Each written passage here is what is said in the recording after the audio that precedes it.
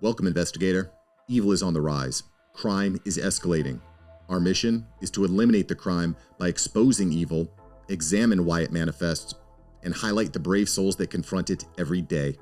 Join us as we work together to bring justice to every victim. Welcome to All Things Crime. Here's your host, Jared Bradley. Hey guys, it's Jared. I'm at CrimeCon in Las Vegas 2022. Man, last night we had an amazing panel. I had Jim and Karyn and Sheryl up there with me talking about crime in general, you know, the status of all sorts of cases and the Mvac, of course. And just wanted to let you know that, man, if you ever get a chance to come see CrimeCon, you definitely need to, because there are some serious rock stars here. So here you go, guys. Enjoy. Hello. There you go. There we go. Okay. Let's get ready to rumble. Woo! Sorry, That's Vegas. All right. Hey, welcome. CrimeCon, how we doing tonight? Woo! Hey, you know what? I'm Jared, Karyn, and you all know Jim Clemente. Sheryl is on her way, but you know that woman is more in demand than anybody. It's crazy. Traffic. So she'll sneak up here in just a little bit. But you know what? How crazy is this all with the street out there? I think the NFL should have moved their butts out of here when they heard CrimeCon was here, right? NFL. All right. Well, hey, we are here to talk about the Mvac, and we're here to talk about some DNA. How about it, huh? Curious, how many of you guys know about the Mvac? How many of you knew about the Mvac before CrimeCon? You did? Wow. Oh, that's fantastic. You guys are awesome. You are true crimers.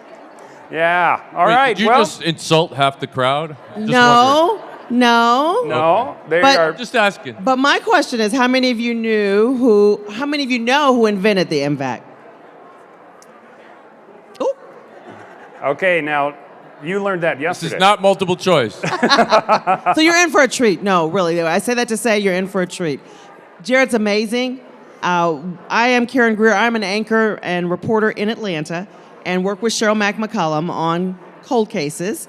And as you've heard, we're Emmy Award-winning because we've been working so hard with people like Jared, and soon to be, hopefully, you'll come to Atlanta, work with us, do some fun stuff with us. Francio's always trying to get me to Atlanta anyway. Well, come on. How many of you think Jim ought to go to Atlanta and work with Karyn and Sheryl? Yeah, absolutely. Thank you, guys. Okay. Thank you. All right. Thank you. I'll do it. Okay.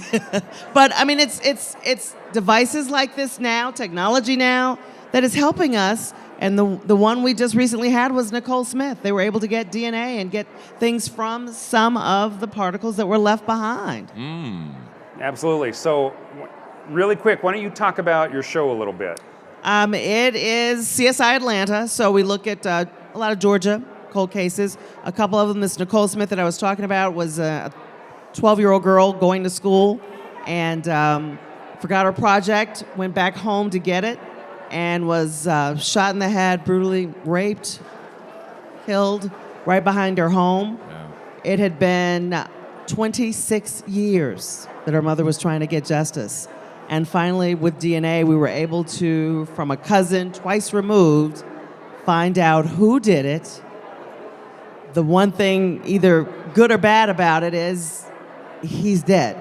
He died of cancer, so she really didn't feel like she got justice for her family, but it's solved. Yeah. So that was the good thing about this whole case. She didn't have to wonder or worry anymore because it was a guy in the neighborhood that had actually committed another rape, but that girl got away, and that's how we were able to get some DNA and get some information and a suspect. That's fantastic. Yeah, which obviously with shows like that, that is why she's an Emmy Award winner. Why I begged her to come up on stage here. She is amazing. Well, we want Jared to do more things with us, and because we have the technology, and I want you to tell them, we didn't know we had the technology in Georgia. It took you telling us that our Georgia Bureau of Investigations has it. So what happened? Well, a number of years ago, Georgia Bureau of Investigation bought 3 of these. They placed one in Atlanta, one in southern Georgia, and then one in Savannah. I went out and trained them, spent a whole week with them, made sure they were up and ready to go. And you know, one of the biggest things with the Mvac is once we sell it and we train them, you know, we don't insert ourselves into the process. So Went out there, but you know, they just weren't ordering the supplies that a lot of the other agencies were, and so we called them up and we said, hey, what's going on, man? Oh, hey, Sheryl McCollum's in the house. There's Mac. Thank you. She wanted to make an entrance. I did. All right, the party has started now. So anyway, but GBI was saying, well, you know, we haven't had a real chance to use it. And I'm like, are you kidding? You're in Atlanta. It's like, how many crimes going on in Atlanta, and how many of them could actually be solved with DNA possibly? One or two. Yeah, there's a few. So Million. they said, well, you know, we just haven't told anybody that we have it. And so I was kind of like, well, you know, that may be something you might want to do, is inform people that you have this new tool.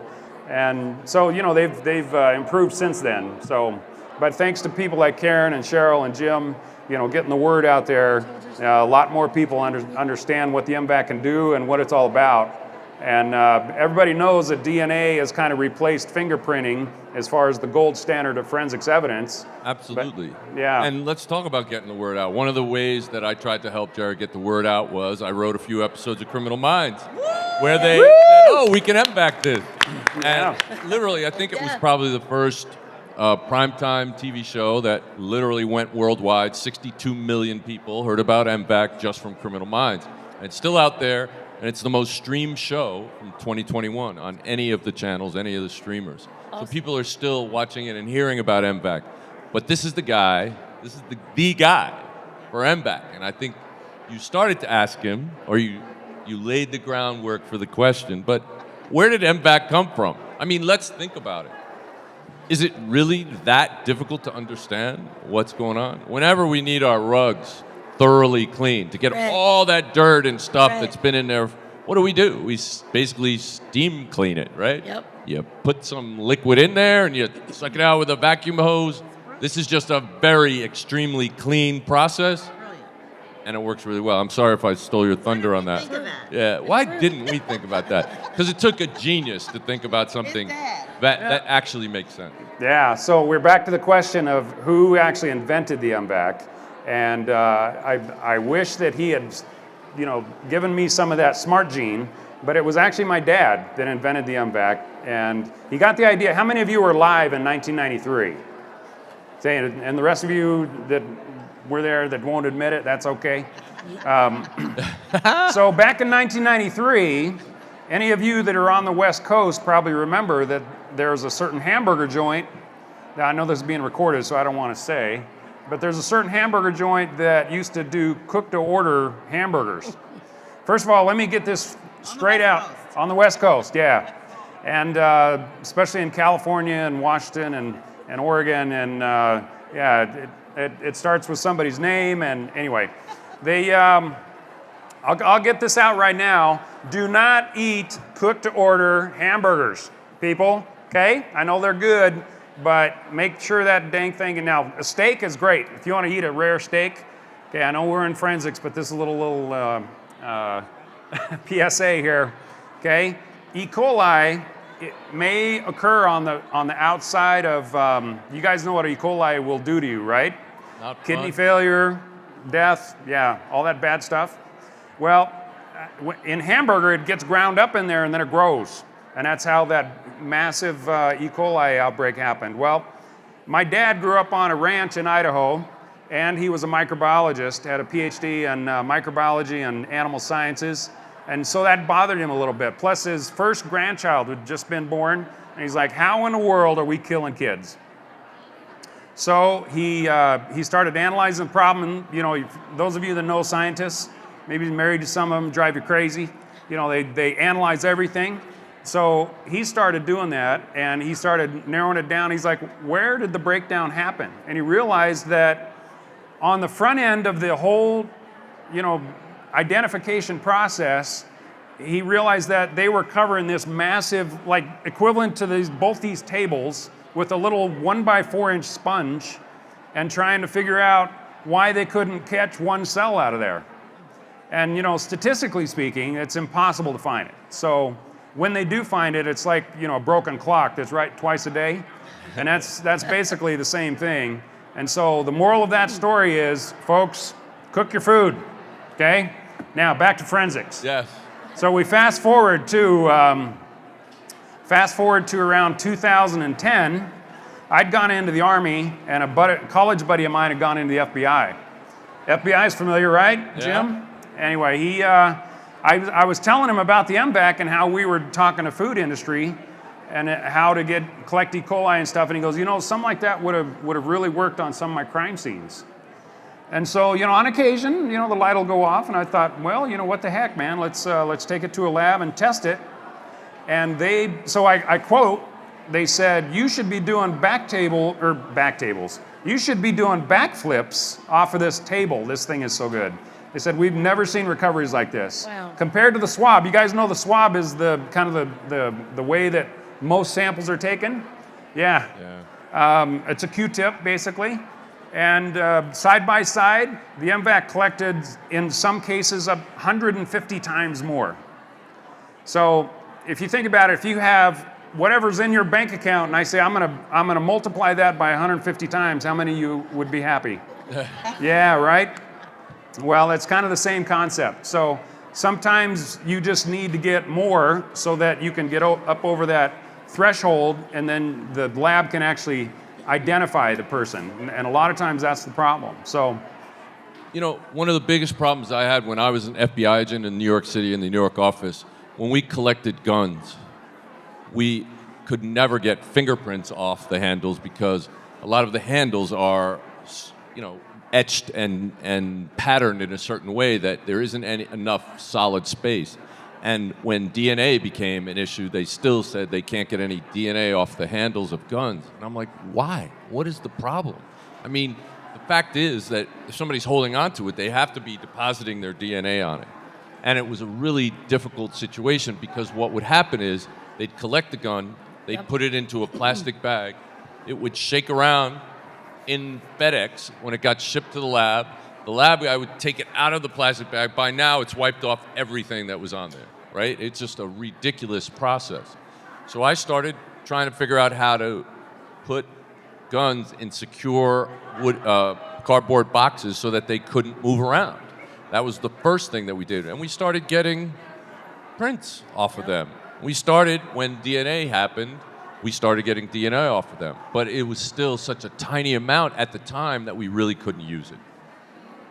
So Sheryl, I know you've been talking all day. Yes. How famous is this woman, huh? Well, Sheryl McCollum, awesome. Real CSI. yes. Well, as a working CSI, I worked the crime scene right before I came here to CrimeCon. And Karyn Greer and I have a show called CSI Atlanta. And one thing that we did, we brought the Mvac to Atlanta, and we brought in Dr. Laura Petler to demonstrate the Mvac to the leading prosecutor in the state of Georgia that trains all other prosecutors. She had never heard of it. We brought homicide detectives from our 5 major counties. They had never heard of it. So when Jared tells you he called the Georgia Crime Lab, they weren't using it. Well, when you get evidence as a crime scene investigator and you're sending something to the lab, you tell the lab what you want tested and how you want it tested. So if they don't know the freaking thing exists, they're never going to ask for it. Right. So the great thing that Karyn Greer did as a media person, not only did she bring all these people together that was necessary, she put it on CSI Atlanta. So now there's no excuse. And one thing y'all can do, you can take the picture, post it on your social media. If you have a case in your hometown, ask your detectives, are you requesting the Mvac? That's the best thing we can all do. Absolutely. So Karyn, how have you been talking about it? I've just been amazed that it is exactly a vacuum. I mean, and I love this rock. This was one of the things that we used. I mean, you look at all the holes, the crevices. It is tough to get something off of there. But it wasn't with this. The water just, it went in, soaked it up, and brought it out. Absolutely. And it's something, it makes so much sense, but we never thought about that. So with all these cases that are out there now, and you would know because you've been working these Yes, for I have. many years, it's He's important. trying to say I'm old. It's true. I'm not afraid of it. 20-something. But I tell you, Love people are in her. line to get pictures with him. Do you guys love him? Yes, yes. Oh my Yes. gosh. It's only the people I associate with. That's all. And the shows.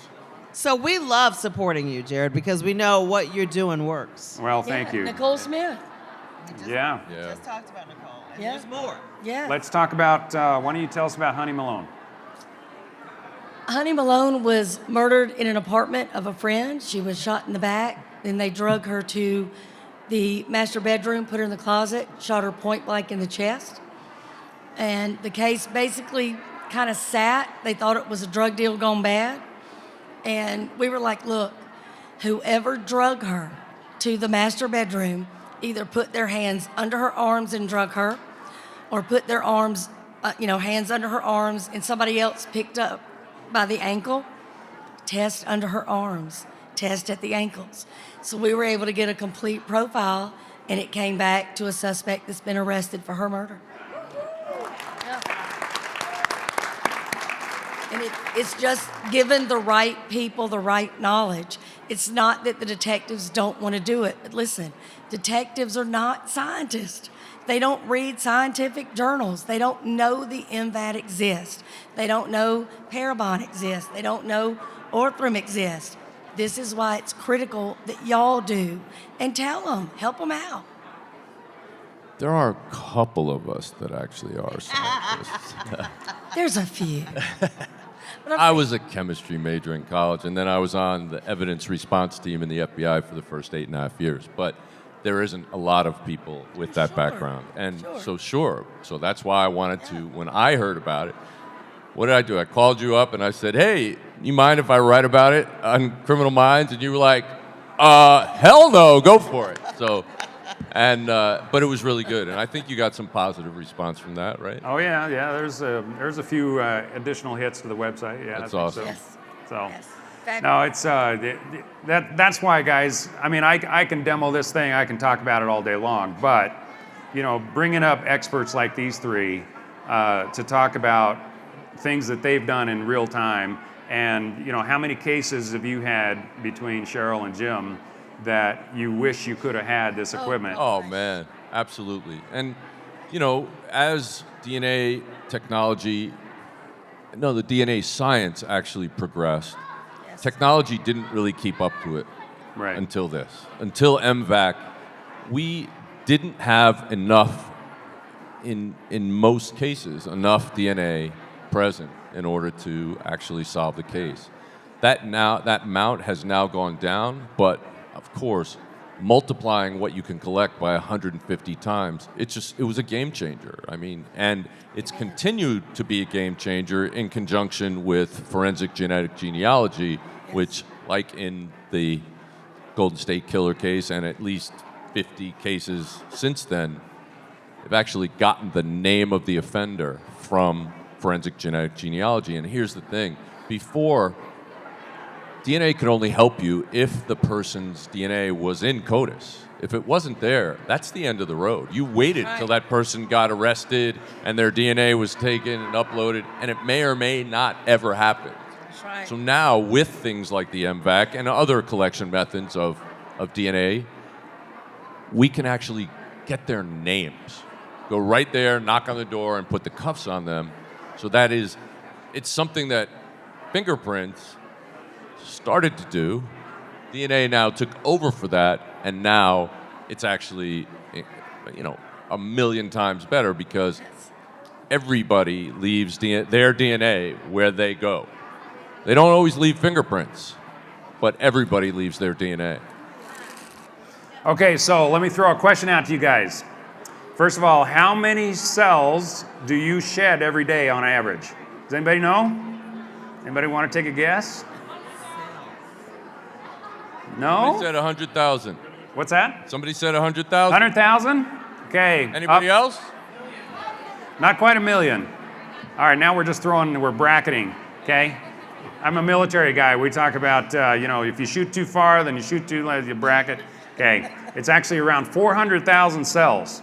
So we have thoroughly contaminated this room, believe me.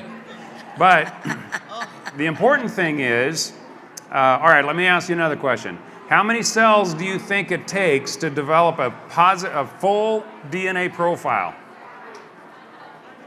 How many? 1? A little more than that. 3? No. 6. Raise up 4 more fingers.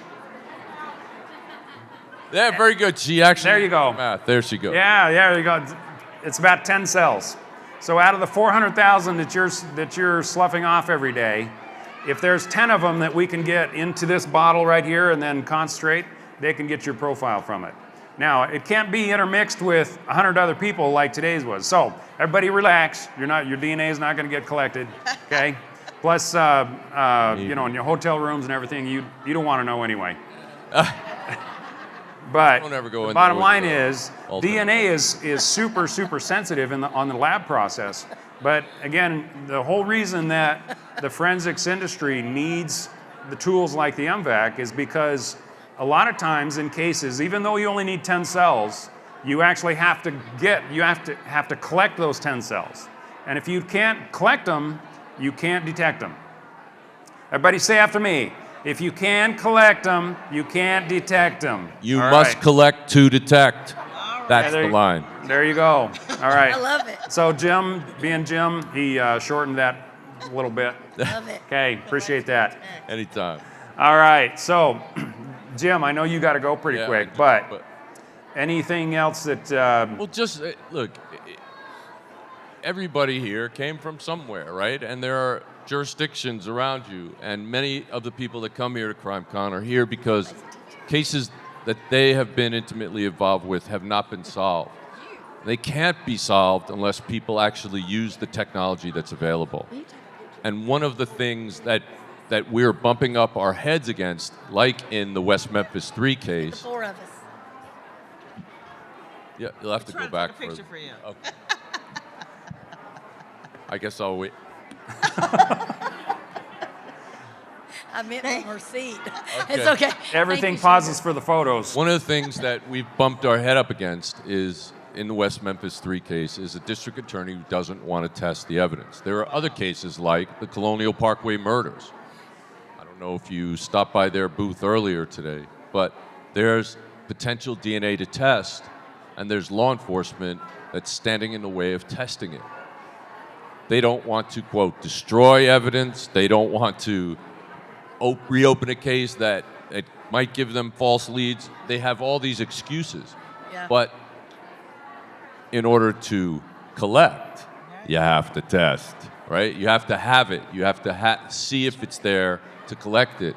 And so everybody here has the power to write to the jurisdictions that they live in, whether it's the chief of police or the district attorney or judges or your state senators or your senators that are in Washington, D.C., and tell them, use the technology that's available. Let's solve these hundreds of thousands of cold cases that are sitting out there that are being solved piecemeal, little bit by little bit. Well, we could solve so many more with the help of people out there who are professionals and people who are in the media that are helping to get the word out, and people like Jared and his dad who have pushed technology forward in a way that has literally become a game changer. I think that's why CrimeCon is so important too. Of course. I mean, Because you're here. You're here. You can spread the word. And over breakfast, we talked to a dad who is here, whose daughter was brutally murdered in their home, and he said to Sheryl and I want them to test the DNA. Right. I want them to get in there and do more. Yep. And that's what we're going to all have to do is be the person Be that says persistent, yes.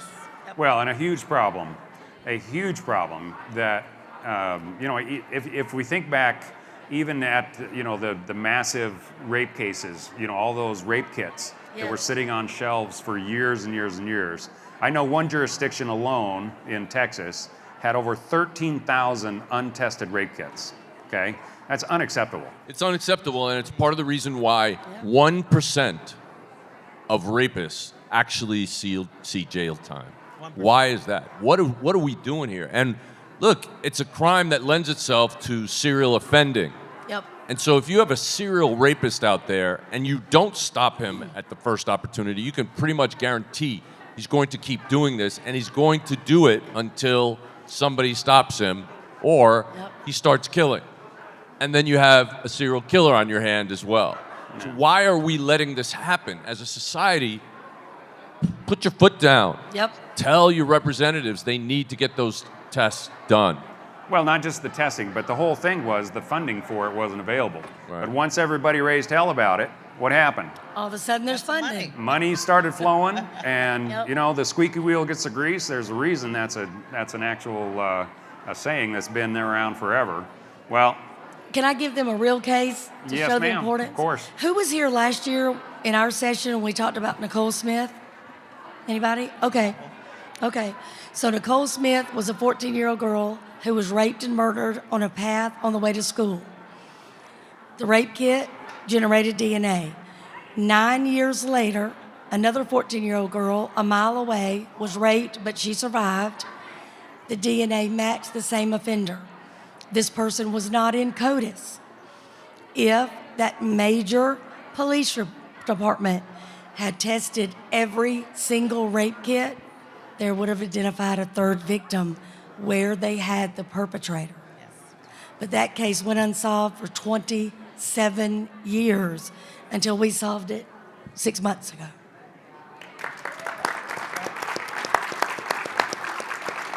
So test those kits.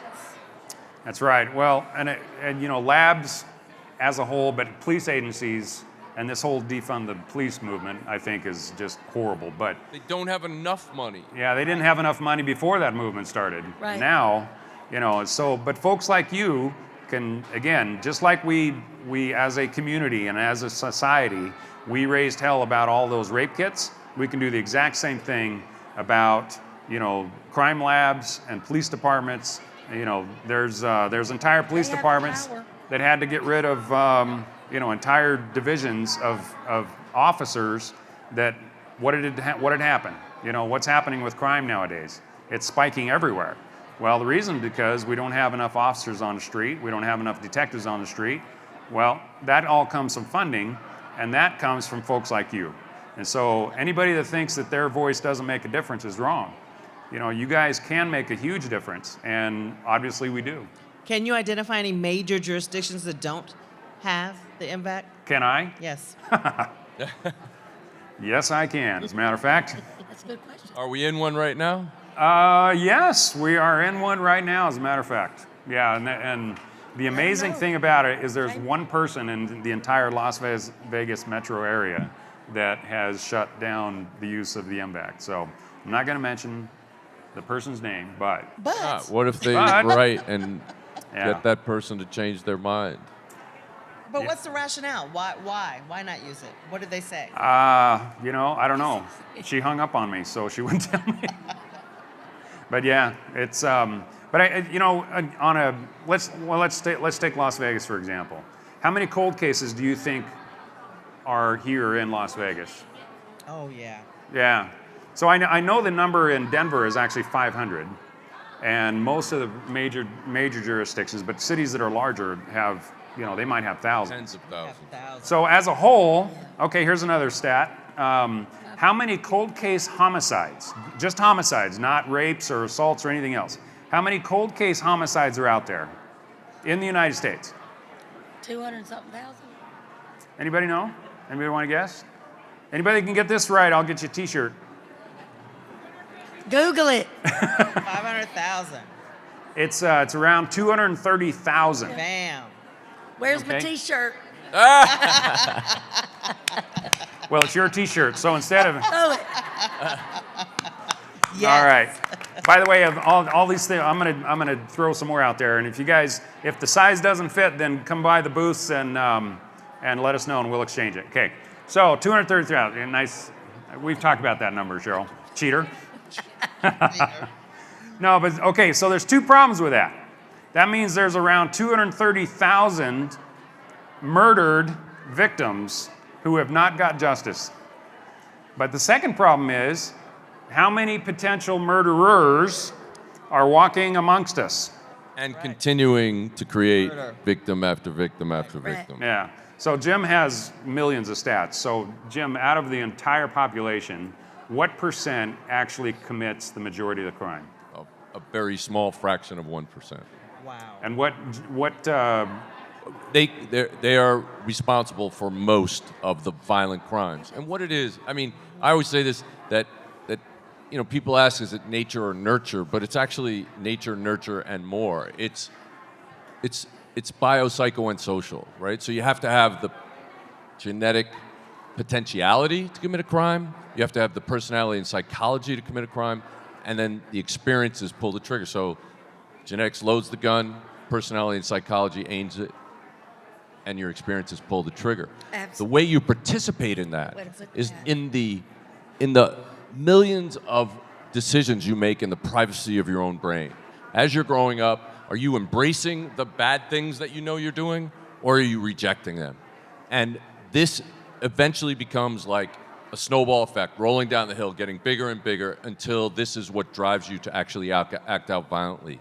But the thing is that that small percentage of people can, I mean, I'm talking about serial offenders when I say that are responsible for huge numbers. I mean, some of them, some serial offenders have 2 or 3 victims. Some have 200 or 300 victims.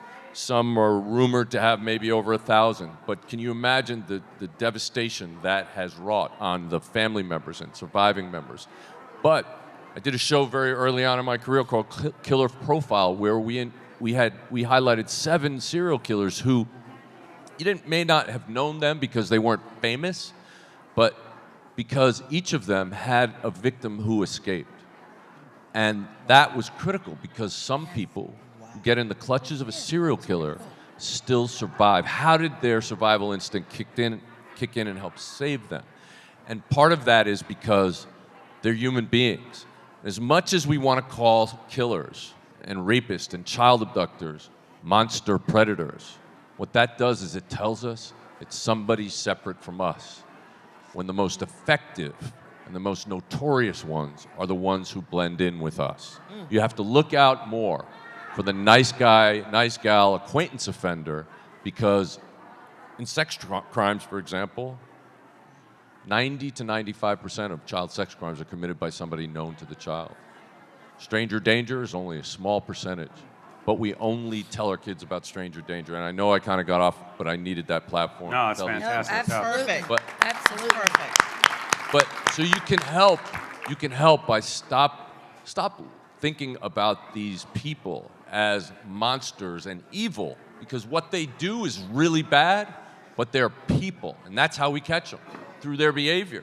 Because as human beings, they act certain ways, and their behavior at a crime scene can be reverse engineered back to the type of person who committed that crime. That's how we whittle down the suspect pool. Anyway, I'm sorry for going off. But No, that was important. And I just want to add, while you all are all here, please make sure you let your local media know. If you know cases, you know family members, you know stories, or you see one, they report one, and you don't hear anything else about it, it disappears, let them know that you want to see more about it. Email, write, call, because they seem to think nobody cares about these kinds of cases. Nobody cares that someone's been missing for 30 years and can't find them. There were no clues. And that's an important thing. We really listen to language. Language is important. And when we call somebody missing, law enforcement kind of does this. Yep. But if we call them endangered, and we should just start this across the board, anytime somebody is actually missing, they're not contacting their family, they're out there on the road. I don't care how young or old they are all endangered, and we should start demanding that cops label them as that. And that will help raise the bar and get people out there looking for them earlier, when you could actually maybe make a difference. Jim, I'm going to start that today. Thank you. I Today. appreciate that. Well, I've got a media person here that will too. Love that. I think it's incredible also the chemistry that these two have made and the show that I mean, why that show it hasn't been duplicated all over the country is absolutely amazing. Jim, you want to Let's write get about together us? and do it. You All right. want to write about us? Yeah, let's do it. All right. Honestly, Let's do it. I think CSI Atlanta Yeah. should be the model in every city. And every I'm not really kidding. should be. I'll do that today. Okay. All right. Hold on a second. We're So, going to take a little selfie. here's and what it then is. I will start You've writing got about a it. sexy crime scene investigator with a deep Southern accent. I'm sorry. Oh, And and she's she got says it like it is. And she's even got a sexier sidekick. Write that story up. We'll do it. I will. I'm tweeting it right now. Criminal Minds All means of you sexy all. minds. All of your stations Yes. in your market should be doing something Yes. very similar. And this Yes. was Well, Cheryl's baby. No, Cheryl's idea. describe what you guys do. She'll come up with, she's got at least 50 a week that we need to look into, and she knows the families, which is so different. And we get in there and go to the crime scene. We walk it. One we've talked about that we're working on is Melissa Wolfenberger. If you heard us with Absolutely. earlier with Nancy Grace talking about it on her podcast, 21-year-old went missing. Thank you. Parts of her body found near her husband's business in trash bags. She was mutilated. All right? That was 1998. Yeah. No answers. So those trash are the bags things. were lost till we got involved. Once it's on the local news, then everybody starts asking, where are the trash bags? Where are the trash And then bags? NBC called you. And What do you think happens at that police department? That's right. We got to find them damn bags, right? Quickly. Quickly, they found the bags. And now the bags are being tested with the Mvac. Same thing happened in West Memphis 3. Yep. We lost all the evidence. Oh, there was a fire here. It burned down. We have no evidence. Boom. Really? Boom. Somehow, miraculously, when a lot of people complained, look at this. Not only did we find all the evidence, but it is all labeled, it's all perfectly stored exactly where it has been for the last 2 decades. Crazy. Why couldn't they find it? Crazy. Because nobody was banging on their door. They didn't want They it. didn't want to look. But I want to tell y'all one more thing. I don't know if y'all have seen the Emmy or not, but I want to explain about that Emmy because it's really important. Jim has had us on his podcast pushing cases. Jared, every time we call, what can I do? What do you need? Karyn puts it out there, puts it in a beautiful package so that people can, post it and repost it and talk about these cases on a human level. We said in our acceptance speech, that Emmy, we're going to treat it like the Stanley Cup. We did not win that alone. Everybody take your picture with it. It belongs to everybody that has helped us, supported us, and every expert that was on our show that came about has had that Emmy for a weekend, just like the Stanley Cup. So y'all come by and see us. You hear? You hear? All right, guys. Well, Questions? Jim, you need to take off. I'm going to take off. But Thank you so so much for much. listening. Appreciate you. Yes. you guys are Thank you. fantastic. So, Okay, anytime. but absolutely, I think all of Couldn't you. y'all listen to him talk all Love night? him. Appreciate it, man. Love him. Brilliant, brilliant, brilliant. Thank you, Sugar. Brilliant. All right, thanks, Jim. I appreciate you, man. Okay, so we have a number of missions, don't we? So to start out with, first of all, I think you're gonna need to call your local and say, with your news agencies and your department, and say your crime scene investigators have expertise, and your news agencies have resources. Yep. And if the two get together, they can be like CSI Atlanta. I mean, it's great that they got an Emmy, but more importantly, they're solving cases. Yes. And these guys are bringing all these resources together. And if they don't have something, you guys have the ability to reach out and actually say, hey, we need information, we need financing, we need something, and they can bring things together that nobody else can, and it's absolutely fantastic. A lot of people will talk to Karyn Greer that will not talk to the police. A lot of small agencies don't have drones. Your news does. Local police departments, by and large, don't have helicopters. The news does. There's things they can do. If a child is missing, go on your helicopter. why would they not put that helicopter up in drones? And you've got 4 or 5 cops on the ground looking for that child. Put that bird in the air. Work together. That's what this is all about. Hopefully you guys got a chance to see Angeline Hartman, too, who's over Yes. here. She's from our market. She's Yep. from Georgia, Yep. Atlanta, worked with Fox 5. She was doing Georgia's Most Wanted. That helped find so many criminals that were out there that had been, on the lam for a while. Now she's doing that nationally. Now she's doing a podcast. There's so many different ways to keep this information out there, and that's the key, is to not let it just disappear. Find your local Karyn Greer. That's your ticket. I'm not kidding. Find that ethical, caring, loving, devoted professional, and it'll just sail right on through. It's the truth. All right, so I know you all came here to see the star of the show. Yes. All right, so first thing, I just want to go through this really quick, and then if you guys have any questions, then hopefully we'll have a few minutes to answer those. So first of all, this is, there's 4 primary things here, and you guys can chime in when you've actually said, I used that, okay? So this is what's called the support equipment case, and this houses the vacuum pump, the solution delivery system, gauges. I set it up really quick, but all of this stuff comes in sterile packaging. So everything is either ethylene oxide or gamma sterilized, which is really important when you're dealing with DNA, right? So you power it up, you pressurize the solution bag. You guys ever been in a hospital, had an IV? Yeah, that's where we got the idea. So, inventions come from a lot of times just the tragedy of failure. And that's definitely when my dad was coming up with these ideas. So when he was, again, thinking about how to create a wet vacuum that he can use in the food industry, he was also fortunate enough that not only did he have the microbiology background, but he was also a master welder, which growing up on a farm, if any of you guys are farm boys, you know that a lot of that is the necessary inventions. You just create it. And so once it's pressurized, light goes out. This is the sampling handle here. So we fire this vacuum up, and it works just like a carpet cleaner. So it sprays the solution down and then vacuums up the DNA. So you guys can see it's coming up through here, this tubing, and it's collected here in this bottle. So if I have a rock here, okay, there's actually a case in Utah, 1996, a victim's name was Crystal Bislanowicz. This is granite. You guys have granite in your states? So there were 2 rocks actually that did the vast majority of the damage, but they were very similar to this, where the guy caught up with her next to a river, bludgeoned her to death. That was a cold case for 18 years. They tried swabbing multiple times. Now you only need a half a nanogram. I think a nanogram is 1/1,000,000th of a gram, right? If I got my math right.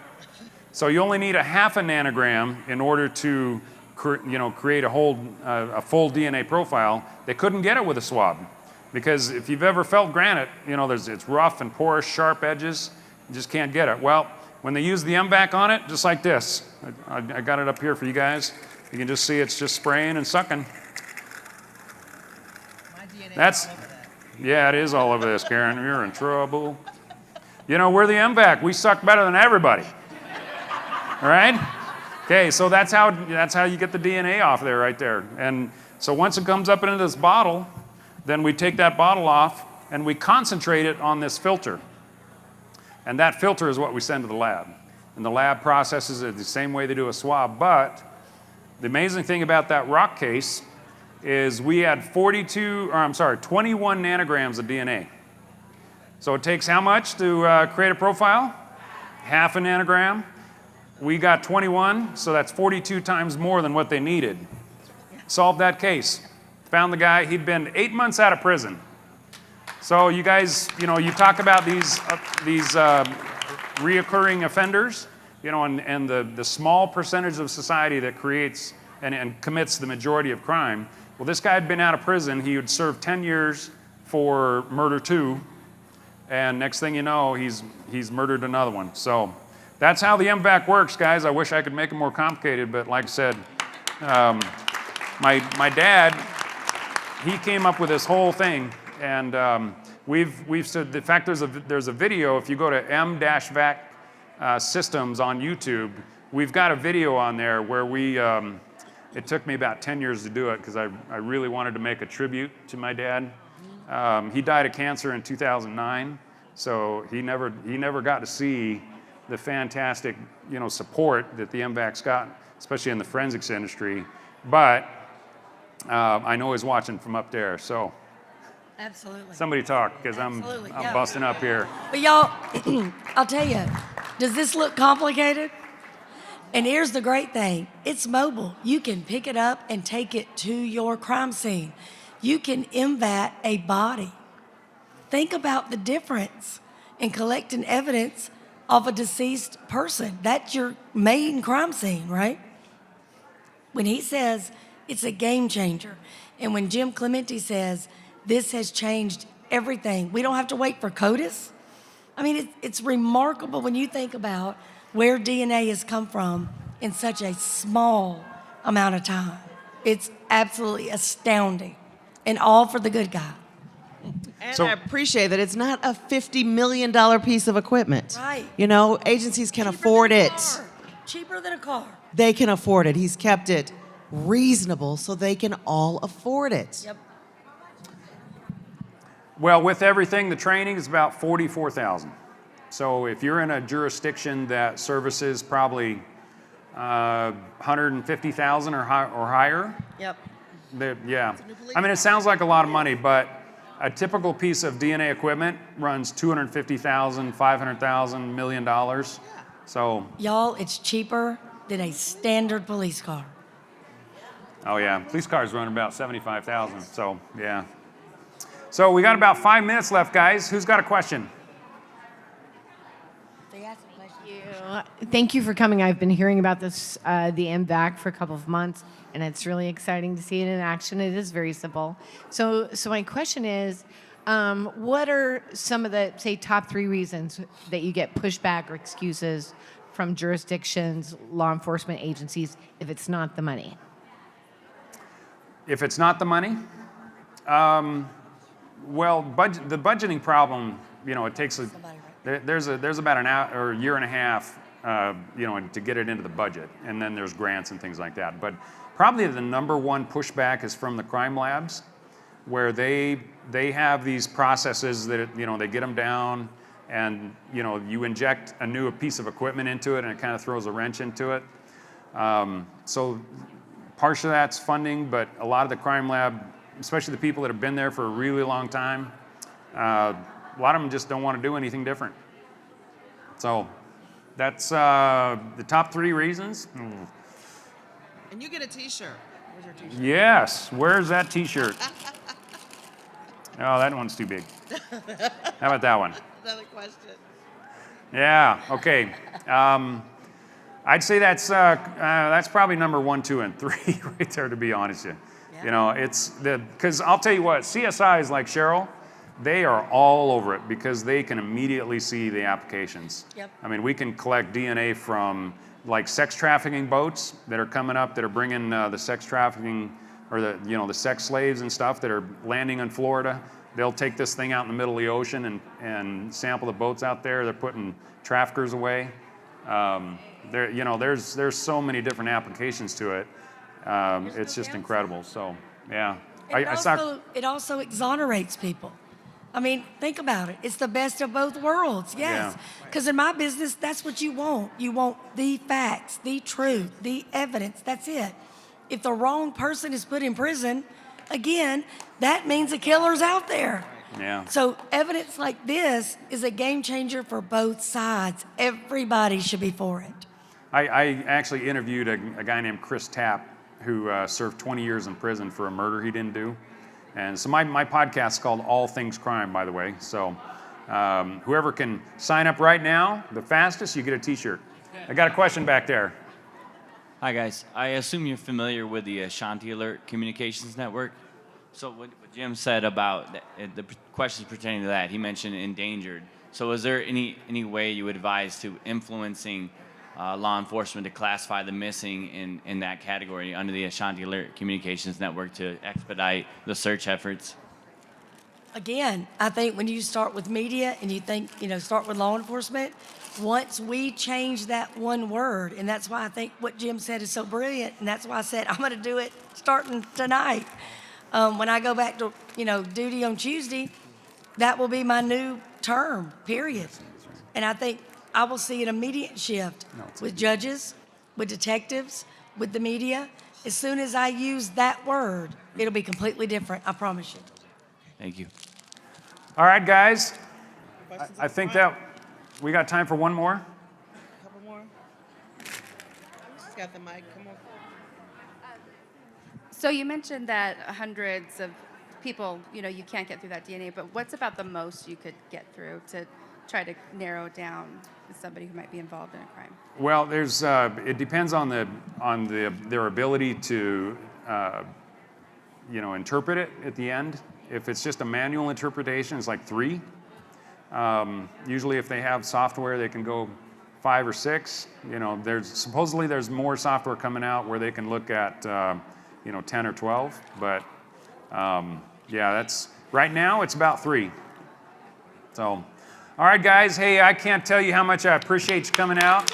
And definitely get out there. Tell folks about the MVAC. Tell folks about Take your picture Karyn Greer with and CSI Atlanta. I will be here tomorrow. So if you guys have any other questions, you want to play with it, my booth's right over there. And I'd love to talk to you guys. So thanks again. Have a great night. Thank y'all. DNA socks. DNA socks. Who wants some DNA socks? Yeah. Thanks for joining us. Your attention today brings us one step closer to exposing and eliminating the evil that brings crime to our communities. Hit subscribe and share this episode. Together, we will bring justice to every victim.